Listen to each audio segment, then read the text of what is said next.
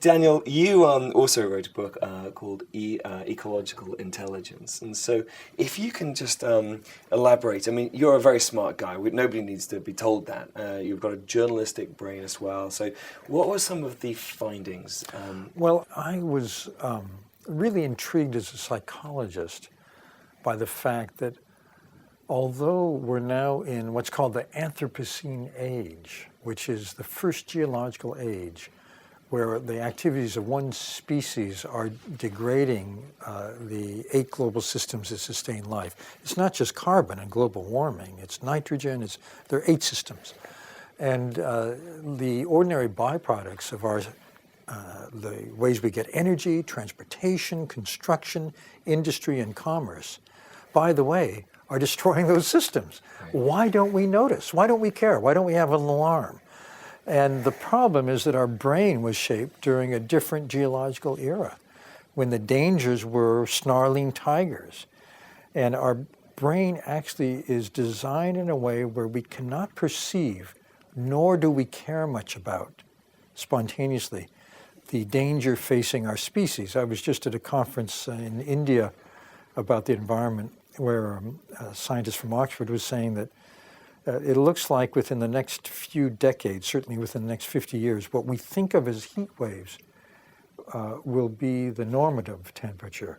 And heat waves will be 5 degrees centigrade higher. And that's just the way the planet is going. There's going to be dead water in many, many parts of the world, meaning it won't sustain life. Life as we know it is going to change radically if we continue as we're going. And I'm not actually doom and gloom here, because I think business holds the key. I think that if, to the extent that retailers and people who have supply chains favor new ways of doing things that have better impacts, that lessen their footprint, to the extent we do this systematically, it will reward innovation and rethinking. We have to reinvent everything. Yeah. Because our industrial platforms, processes, and chemicals were developed in a day before we had a metric for these ecological impacts. Now that we have it, we have a lens we can evaluate. And what we measure, we can manage. So as we measure the toxic chemicals that are byproducts of the way we make things now, or the particulates emissions, any of those things, we can then have a way of comparing suppliers.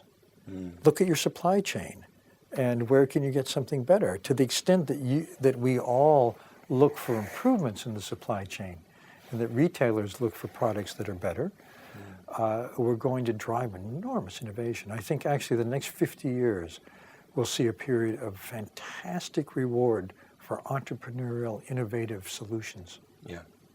Exactly. And do you think it's going to get into the mind of consumers that they would want to choose an ecologically friendly manufacturer? Well, it's interesting. Today's consumers, only about 10% care passionately. 30% couldn't care less.